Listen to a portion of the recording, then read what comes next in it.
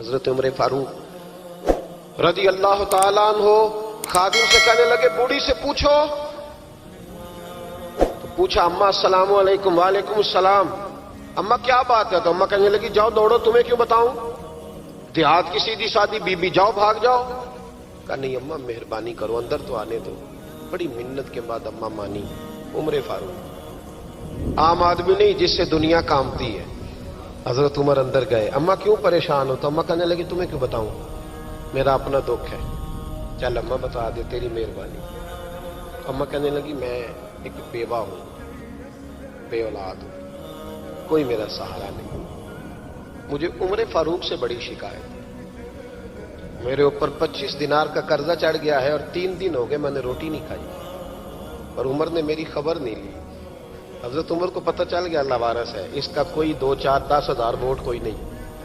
ایک کو میکے سے 6 مربے نہیں لے کے آئی، ایک اکیلی تنے تنہا. اور بھائی جب اللہ کا خوف ہوتا ہے تو پھر انسان ان غریبوں کو بھی مناتا ہے. پھر ریڑھی والے کی بھی اہمیت بڑھ جاتی ہے، پھر رکشے والے کی قدر بھی بڑھ جاتی ہے. حضرت عمر فاروق رضی اللہ تعالیٰ عنہ کہنے لگے اماں عمر سے شکوہ ہے؟ کہاں؟ جناب عمر کہتے ہیں میں نے ایک جملہ کہا تو اماں نے تو مجھے لاجواب کر دیا. میں نے کہا اماں عمر کو کیا پتا کہ تو بھوکی ہے اور مقروض ہے، اسے کیا خبر؟ تو اماں کہنے لگی کیا کہا تم نے؟ عمر کو خبر نہیں، اسے پتا نہیں؟ تو عمر سے کہو نا چھوڑ دے حکومت، اس کے حوالے کرے جو خبر رکھ سکتا ہے. کیوں بیٹھا ہے پھر؟ ہمارے حکمران کہتے ہیں ابھی میں صدمے میں ہوں، نکلوں گا تو بات کروں گا. نہ ادھر ادھر کی تو بات کر، یہ بتا کہ قافلہ کیوں لٹا. مجھے رہزنوں سے غرض نہیں، تیری رہبری کا سوال ہے. ہاں تجھے جواب دینا پڑے گا. حضرت سیدنا عمر فاروق رضی اللہ تعالیٰ عنہ سے اماں کہنے لگی نہیں خبر رکھ سکتا تو حکومت کیوں کرتا ہے، چھوڑتا کیوں نہیں؟ تو حضرت عمر کہتے ہیں میں کانپنے لگا. دوڑے گئے جناب عمر. میں نے کہا اس اماں کا 6000 ووٹ نہیں کہ اس کی قدر کی جائے. یہ اماں کوئی بہت آکسفورڈ یونیورسٹی کی ڈگری ہولڈر نہیں کہ اس کی بات مانی جائے. کہ لاوارث اور بیوہ بی بی. عمر دوڑے گئے، گھر سے اناج کا تھیلا کندھے پہ رکھا، 25 دینار بھی لیے، پکا پکایا کھانا بھی لیا. خادم کہنے لگا حضور مجھے دے دے میں اٹھا لیتا ہوں. تو حضرت عمر فرمانے لگے چل وعدہ کر قیامت کے دن بھی میرا بوجھ اٹھائے گا. کہنے لگا جی نہیں وہاں نہیں اٹھا سکتا. فرمایا پھر آج بھی نہ اٹھا، مجھے ہی اٹھانے دے، یہ میرا بوجھ ہے تو مجھے ہی. اماں کے سامنے 25 دینار بھی رکھے. پھر اماں کو حضرت فاروق اعظم نے 2 مہینے کا راشن بھی دیا، پھر پکا پکایا کھانا بھی دیا. معمولی آدمی کی بات نہیں کر رہا، 24 لاکھ مربع میل کا حکمران. حضرت عمر مدینے میں بیٹھ کے کبھی للکار دیں تو کیسر و کسریٰ کی ٹانگیں کانپیں. جناب عمر فاروق رضی اللہ کھانا کھلا کے اماں چارپائی پہ تھی تو عمر نیچے بیٹھ گئے. کہنے لگے اماں چل عمر کو معاف کر دے، چل چل جانے دے، کوئی عرض نہیں، بیچارے کو پتہ نہیں چلا. تو اماں کہنے لگی تو نے پھر عمر کا ذکر چھیڑ دیا. بیٹے میرے گھاؤ بڑے گہرے ہیں، میرے زخم بڑے سخت ہیں، کلیجہ پھٹے تو تجھے دکھاؤں کتنی تکلیف میں ہوں. میں تو پکا ہوا پھل ہوں، کسی وقت بھی دنیا سے چلی جاؤں گی. میں نے عمر کو معاف نہیں کرنا. جب میں قبر میں جاؤں گی نا، نبی کریم علیہ السلام آئیں گے تو میں عمر کی شکایت کروں گی. میں کہوں گی حضور اس سے پوچھئے یا رسول اللہ بیوہ اور بوڑھی کا خیال ہی نہیں کیا. تو آپ کے غلام کہتے ہیں میں نے عمر کو کبھی اتنا روتے نہیں دیکھا جتنا آج روئے. کہنے لگے اماں عمر کو میں جانتا ہوں وہ کمزور ہے، یہ شکایت نہ لگانا، وہ کمزور ہے، مقابلہ نہیں کر سکے گا، یہ شکایت نہ لگانا، چل معاف کر دے. تو اماں کہنے لگی اچھا تو مجھے کچھ اچھا لگتا ہے، جا تیری خاطر عمر کو معاف کیا، تو پیارا لگا ہے، جا معاف کیا، تیری خاطر معاف کیا، تیری خاطر عمر کو معاف کیا. حضرت عمر فاروق کہنے لگے مجھے لکھ کے دو. کون اتنے جتن کرتا ہے؟ کون؟ کسی سے کہنا جا اپنی اماں کو منا لے تو کہتے ہیں نہیں میری غلطی کوئی نہیں تو مناؤں کس بات پہ؟ ہمیں تو 20 دلیلیں آتی ہیں. جا ابا کے پیر پکڑ لے.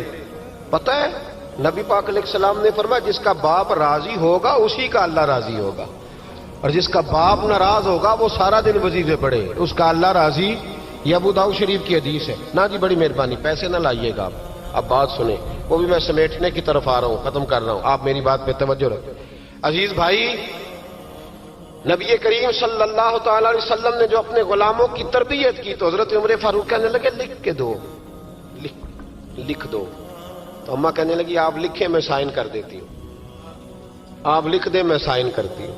हजरत उमर ने लिखा फलां बिनते फलां को उमर से शिकायत थी, फिर उन्होंने उमर को माफ कर दिया।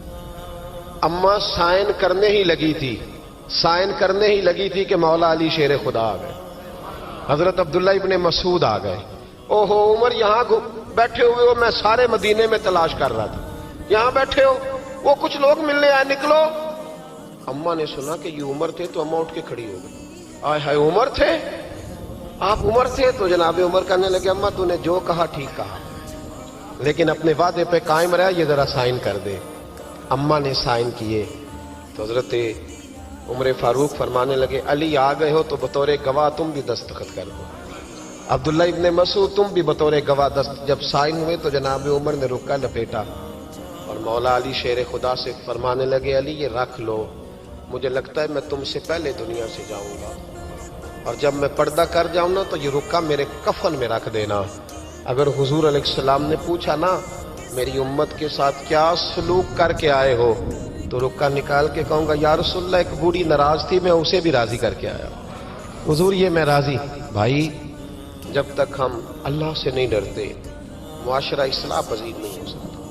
हजरत उमर फारूक रजी अल्लाह तआला अन्हु ना बाहर वालों का भी बड़ा सख्त हिसाब करते थे। बड़ा एक गवर्नर साहब ने लिबास बड़ा शानदार पहनना शुरू कर दिया था, तो हजरत उमर ने उतरवा के ना तो उन्हें टाट का लिबास पहना के तो ऊंट चराने की ड्यूटी दे दी थी। इतना सख्त एहतसाब करते थे। कसाई की दुकान पर भी 1-2 घंटे खड़े होते थे। जो आदमी मुसलसल 2 दिन गोश्त खरीदता था ना, फरमाते थे इसका टैक्स बढ़ा दो, लोगों को दाल नहीं मिल रही और ये रोज गोश्त खाता है। हजरत फारूक आजम उसको जजिया कहा जाता था, या कुछ और मामलात होते थे बढ़ा देते थे। मुसलसल जो 2 दिन आदमी गोश्त खाता था, फरमाते थे मदीने में गुर्बत है, अगर ये वाला निजाम तुम करोगे तो गरीब लोग किसकी तरफ देखेंगे। लेकिन उससे ज्यादा बढ़कर जो उनकी जिंदगी का म्यार और स्टेटस था वो ये था कि अपने घर का खास ख्याल रखते, खास तवज्जो करते। मुल्क शाम से और ईरान से कुछ लोग आपकी खिदमत में आए तो वहां से कुछ कनीजें भी आईं, उनके बादशाह पैगाम लेके। शाह ईरान की कनीज को मलका ने कहा कि ना हजरत उमर की जौजा को देख के आना जरा किस तरह की है। हमारे मुल्क में क्या कहते हैं खातून अव्वल जी, खातून, बाकी सारे दोनों में खातून अव्वल, जरा खातून अव्वल को देख के आना। तो वो जब आई ना घर में मिलने तो कहा कि मुझे मेरी मलका ने कहा था कि उमर की जौजा से अहलिया से मुलाकात करके आना। तो हजरत उमर की अहलिया ने ना एक जोड़ा कपड़ों का दे दिया मलका के लिए और एक खुशबू की शीशी दे दी। अब जब वो तोहफे वहां भेज गए तो उस मलका ने ना कुछ सोने का सामान भेजा, कुछ जेवरात भेजे, कुछ तहाइफ भेजे। जब हजरत उमर के घर आए ना, वो खादिम लेके आया, उसने कहा जी आपकी अहलिया ने तोहफे भेजे थे। तो जवाब में शाह ईरान की बीवी ने, यहाँ जिस मुल्क का वो सफीर था, उन्होंने भी ये भेजे। तो हजरत उमर फारूक ना वो तोहफे लेके घर गए तो जाके कहने लगे अपनी अहलिया से, ये तू कब से तोहफे तहाइफ भेजने लग गई है, ये कब से निजाम शुरू हो गया? तो कहा हुजूर तोहफा देना लेना तो ठीक है, सुन्नत है, मोहब्बत बढ़ती है, तो ये कोई कबाहत नहीं, और मैंने अपनी जाती इस्तेमाल के लिए जो चीजें रखी थी वो मैंने दी हैं। तो हज़रत उमर फारूक रज़ी अल्लाह तआला अन्हु फरमाने लगे हमने किसी मुल्क के साथ और उसके बादशाह के साथ जाती ताल्लुक नहीं बनाना, ताल्लुक जो भी बनेगा रसूलुल्लाह के दीन की बरकत से बनेगा। जाती रिश्ते नहीं हमने कायम करने। जाती आपके मुल्क की जो एयरलाइन जिसका हर साल खसारे का डंडोरा पीटा जाता है ना, वो हमारे बादशाह साहब और सदर साहब अगर गैर मुल्कियों को घोड़ा कभी भेजना हो ना, घोड़ा, तो पूरा एक जहाज घोड़ा लेके तोहफे में जाता है, पूरा जहाज गरीब कौम का ये सरमाया। और कौम बड़ी बादशाह है, लाइनों में ला के वोट देती है। 2 काम हमेशा लाइन में ला के करने, एक बिल लाइन में ला के जमा कराना है और एक वोट लाइन में ला के, ताकि फिर पूरे 5 साल लाइन में ही लगे रहें। मर्जी से आप वोट देना, पर जो बात दुरुस्त है उसको सुनो। हजरत उमर फारूक रज़ी अल्लाह तआला अन्हु ने अपनी अहलिया से पूछा कितने का था वो तेरा जोड़ा और खुशबू की शीशी? उन्होंने कहा 3 दिनार की। फरमाया ये 3 दिनार तेरे और बाकी जो तोहफे आए हैं वो तू खुद कह, क्योंकि उसने तेरे नाम भेजे हैं। तू कह कि मैं माले गनीमत में देती हूं, तू कह मैं मुसलमानों को कह تو زوجہ ہنس پڑی, کہنے لگی میں نہ بھی کہوں تو مجھے کہنا تو پڑے گا ہی, کہنا تو میں نے ہے ہی, کیونکہ سامنے عمر فاروق ہیں, لہذا پر میں کہہ دیتی ہوں میں نے دیا خزانے کو. حضرت عمر نے جمع کرا لیا. میں یہ کیا بات ہوئی, میرے گھر والے جو مرضی کریں, ان کا معیار زندگی جس طرح کا مرضی ہو. اور حضرت عمر ایک جملہ کہا کرتے تھے, اللہ کرے کہ یہ باتیں اس دور حاضر میں ہماری سمجھ میں آئیں. حضرت عمر فاروق رضی اللہ تعالیٰ عنہ اپنے بچوں کو فرمایا کرتے تھے کہ بہت آدمی کو بھوک لگی ہو نا, اور پھر اس کی پسند کا کھانا پکا ہو, تو اتنے شوق سے وہ اس کھانے کو دیکھتا ہے نا, فرمایا اس طرح پوری قوم اپنے بادشاہوں کے خاندان کو دیکھتی ہے, اس تیزی کے ساتھ دیکھتے ہیں کہ ان کے گھر میں کیا ہو رہا ہے, ان کا معیار زندگی کیا ہے, ان کا سٹیٹس کیا ہے. سیدنا فاروق اعظم رضی اللہ تعالی عنہ نے اپنے گھر کے اندر اپنے بچوں, آپ کے بچے دونوں کاروبار کے لیے مصر گئے, تو وہاں کے گورنر صاحب نے لوگوں سے, ایک بہت بڑا قافلہ گیا مدینے سے مصر تجارت کے لیے, جاتے ہیں نا آج بھی قافلے کئی ملکوں میں, تو یہ گئے تجارت کے لیے. تو حضرت عبداللہ ابن عمر, حضرت عبید اللہ ابن عمر, حضرت عمر کے دونوں بیٹے گئے. جناب عمر فاروق کے بچے جب وہاں پہنچے تو مصر کے گورنر نے نا لوگوں کو تعارف کرایا کہ یہ عمر فاروق کے بیٹے ہیں. یہ حضرت, یہ چودھری کے بیٹے کو کون بتاتا ہے کہ تو چودھری کا بیٹا ہے؟ باہر والے بتاتے ہیں, گھر والے جی. اور سیٹھ صاحب کے بیٹے کو کون بتاتا ہے کہ تو سیٹھ صاحب کا بیٹا ہے؟ اور مالک کو کون بتاتا ہے کہ تو مالک کا بیٹا ہے اور یہ کرایہ دار ہے؟ یہ کون بتاتا ہے؟ یہ سوچ ہم دیتے ہیں بچوں کو. چودھری اور کمی کی سوچ, امیر اور غریب کی سوچ, مالک اور کرایہ دار کی سوچ, گھر کے مالک کی اور کام کرنے والے کی سوچ, یہ ہم دیتے ہیں. یاد رکھنا, یہ ہم دیتے ہیں, یہ ہمارا مزاج ہے, یہ باہر سے نہیں آتی. تو کوئی شہزادہ ہے, تو سیٹھ ہے, تو نواب ہے, یہ سوچ باہر سے نہیں آتی. یہ اماں سوچ دیتی ہے, اماں, یہ ابا سوچ دیتا ہے. اور پھر جب تباہی اترتی ہے تو اس کے ذمہ دار بھی باہر والے نہیں ہوتے, گھر والے ہوتے ہیں, گھر والے. ہمارے بچوں کی طبیعتوں پر زیادہ نقش باہر والوں کا نہیں ہوتا, گھر والوں کا ہوتا ہے. یاد رکھیے گا. حضرت عمر فاروق رضی اللہ, بچے ہیں, شہزادے ہیں, وہ کاروبار کرنے گئے اور وہاں لوگوں نے بتایا گورنر صاحب نے کہ یہ فاروق اعظم کے بچے, امیر المومنین کے. لوگوں نے ان سے زیادہ مال خریدا, تجارت میں زیادہ نفع ہوا. ظاہر ہے کہ وہ آپ کے جو اللہ خیر کرے حکمران ہیں, ان کے کاروبار کتنے ملکوں میں ہیں, کس بنیاد پر ہیں؟ وہ صرف اس بنیاد پر کہ وہ حکمران رہے, ان کے لیے آسان تھا بڑے لوگوں سے تعلقات بنانا. حضرت عمر فاروق رضی اللہ تعالیٰ عنہ کے بچے ڈھیروں مال کما کے جب واپس آئے نا, تو حضرت عمر سے آ کے بچوں نے بطور محبت کا, ابا جی اللہ نے بڑا ہی فضل کیا ہے, بڑا مال کمایا الحمدللہ, یہ دیکھیں کتنا نوازا ہے. تو حضرت عمر کہنے لگے سارے قافلے نے اتنا ہی کمایا, سارے قافلے نے اتنا ہی کمایا؟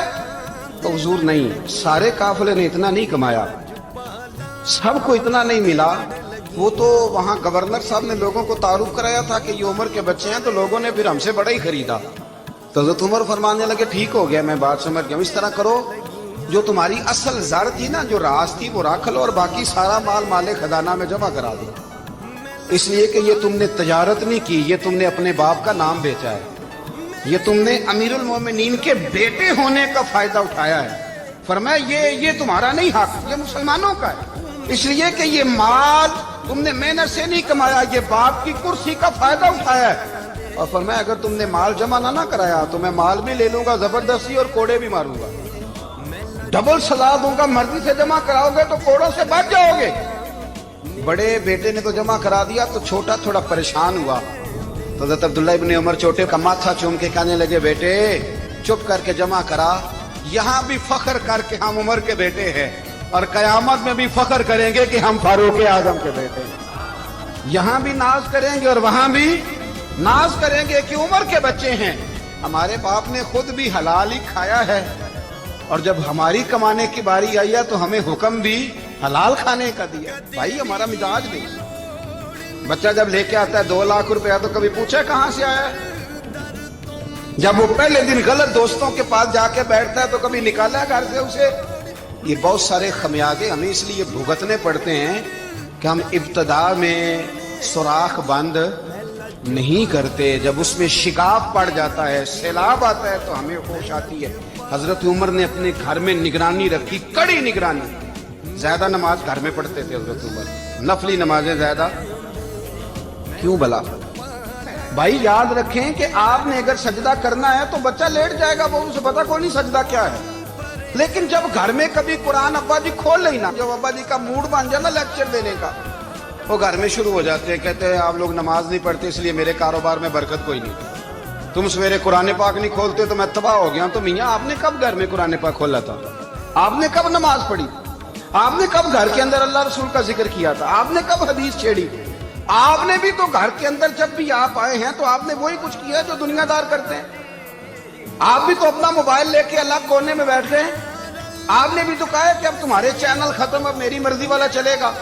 تو جو آپ نے کیا ہے بچے بھی وہی کام کریں گے۔ آپ نے بھی گپ شپ لگائی ہے تو وہ بھی لگا رہے ہیں۔ یہ سمجھ لیں جو کام آپ کریں گے آپ اپنے بچوں کی سیرت میں اس کا جلوہ دیکھ لیں گے۔ بڑی پکی سی بات ہے کہ آپ کو بچے کی عادتیں دیکھ کے سمجھ آ جائے گی کہ میں بھی یہی کرتا تھا اور یہ بھی۔ حضرت عمر فاروق رضی اللہ تعالیٰ عنہ وصال فرما گئے تو آپ کے وصال کے بعد حضرت عثمان غنی رضی اللہ تعالیٰ عنہ نے آپ کی ایک بیوہ سے نکاح کیا، حضرت عمر کی ایک بیوہ سے۔ جب وہ آپ کے نکاح میں آئی تو کہنے لگی حضرت عثمان غنی سے کہ حضور نہ تو میں خوبصورت ہوں اور نہ میں جوان ہوں، نہ آپ کی کوئی خدمت کر سکتی ہوں، میرے ساتھ نکاح کرنا سمجھ میں نہیں آیا۔ کیا شاندار جواب دیا حضرت عثمان غنی نے، کیا خوبصورت جواب دیا۔ فرمانے لگے میں نے اس لیے نکاح نہیں کیا کہ مجھے تمہارے حسن سے دلچسپی تھی یا تمہاری خدمت کی ضرورت تھی، میں نے تو اس لیے نکاح کیا ہے کہ مجھے بتاؤ عمر فاروق گھر کے اندر اپنے رب کی عبادت کس طرح کرتے تھے، وہ قرآن پاک کس طرح پڑھتے تھے، وہ رویا کیسے کرتے تھے، استغفار کا طریقہ کیا، کس وقت کس انداز میں وہ اپنے رب کو یاد کرتے تھے۔ اس لیے کہ عمر کئی دفعہ گھر سے آتا تھا تو میں اس کے چہرے پر نور دیکھا کرتا تھا، میں روشنی دیکھتا تھا، ایک معیار دیکھتا تھا۔ نکاح اس لیے کیا ہے کہ مجھے عمر کی جو گھر کے اندر کی عبادت ہے اس سے آگاہ کرو، تاکہ عثمان غنی بھی چاہتے ہیں اس طرح کے عمل کرو جس طرح کے عمر فاروق کر کے گئے ہیں۔ بھائی جب تک ہم اپنے گھر میں وہ توجہ نہیں دیں گے، وہ مزاج دیکھیں نا، ہمارے گھروں میں جب نقشہ پاس ہوتا ہے تو ٹی وی لان بھی اس میں ہوتا ہے، ڈرائنگ روم بھی ہوتا ہے، نماز کی جگہ بھی ہوتی ہے نقشے میں۔ صحابہ جب گھر بناتے تھے تو ایک مسجد بیت کا نقشہ پاس کرتے تھے، ذہن میں رکھتے تھے کہ یہ کونا نماز کے لیے، وہاں جوتے لے کے کوئی نہیں جائے گا، وہاں نماز پڑھی جاتی تھی، عورتیں وہاں اعتکاف کرتی تھی۔ ٹی وی لان تو آ گیا ہے اور گھر کے اندر ٹی وی رکھنے کے لیے تو ایک کمرہ الگ سے بنا دیا گیا ہے، اور اب جو نئے نقشے پاس ہو رہے ہیں اس کے اندر گھروں کے اندر جگہ بنائی گئی ہے جہاں کمپیوٹر رکھے جائیں، اور بچوں کے لیے وائرنگ ہوگی نیچے تاکہ انہیں کوئی مشکل درپیش نہ ہو۔ یہ ساری چیز ہم نے نہانے کے لیے گھروں کے اندر اتنے بڑے واش روم بنائے ہیں کہ لگتا یہ ہے کہ سوائے نہانے کے اور کام ہی نہیں کوئی گھر میں ہوگا۔ ہر چیز آ گئی، پر اللہ کرے کوئی تفسیر بھی ٹیبل پہ پڑی نظر آئے، کوئی حدیث کی کتاب بھی ٹیبل پہ پڑی نظر آئے۔ اللہ کرے کہ جس طرح ابا لطیفہ سن کے آتا ہے تو جب تک سنا نہ لے اسے ہضم نہیں ہوتا، اللہ کرے کہ وہ جمعے میں بیان سن کے جائے تو اس کا بھی دل کرے میں اپنے بچوں کو سناؤں۔ وہ نبی پاک کی کوئی حدیث کہیں سے سنے تو گھر جا کے سنائے۔ جب تک یہ معیار نہیں بنتا آپ کیسے توقع کرتے ہیں کہ گھر کے اندر اللہ کی رحمتیں نازل ہوں گی؟ آپ یہ کیسے توقع کرتے ہیں کہ گھر کے اندر وہ معیار اور وہ مزاج بنے گا؟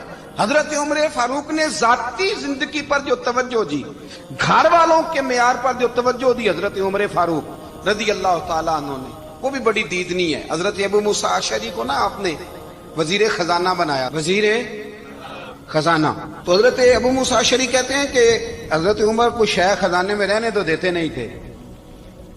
تو ایک دن میں صفائی کر رہا تھا اس کمرے کی جس میں خزانہ رہتا تھا۔ ہمارے تو ملک میں جو جاتا ہے وہ صفائی کر کے ہی جاتا ہے، اللہ خیر کرے۔ اور خیر معیار بدلتا ہے، جو پچھلی حکومت ہوتی ہے وہ قرضہ اٹھاتی ہے، وہ باہر سے جاتی ہے تو قرضہ لے کے آتی، اور جو نہیں آتی ہے وہ کہتی ہے ہمیں پیکج مل گیا ہے، وہ قرضہ نہیں اٹھاتے۔ ان کو کیا ملتا ہے؟ یعنی پچھلی نے قرضہ لیا تھا اور ہم نے، واہ جی واہ کیا خوبصورت انداز ہے، اس کا نام بدل کے نا، انہوں نے قرضہ لیا تھا اور ہم نے، میں کہا بڑے شاندار سیانے بندے ہو گئی۔ اور اللہ تعالیٰ خیر فرمائے، ہمارے جو بڑے شاندار قسم کے دوست ہیں نا، شاندار، جن کا ہم ادب سے نام لیتے ہیں، وہ عرب کے بادشاہ ہیں۔ ہم تو عرب خالی کہتے بھی نہیں، عرب شریف کہتے ہیں، عرب شریف۔ انہوں نے پتہ کیا کیا ہے؟ انہوں نے اس طرح کیا ہے کہ جو کشمیریوں کا قاتل تھا نا، اس کے گلے میں میڈل ڈال دیا ہے۔ یہی کام وہ کرتے رہتے۔ انہوں نے پہلے انہیں بلا کے مندر بھی بنوائے تھے، ہمیں کوئی شکوہ نہیں، ان کی زمین ہے، اللہ تعالیٰ توفیق عطا کرنے والا ہے، پر خیال یہ تھا کہ چلو کشمیریوں کے زخموں پر نمک نہ چھڑکتے، 2 مہینے انتظار کر لیتے، کچھ حالات سنور جاتے، کچھ تھوڑا انتظار، ہیں ہمارے دوست۔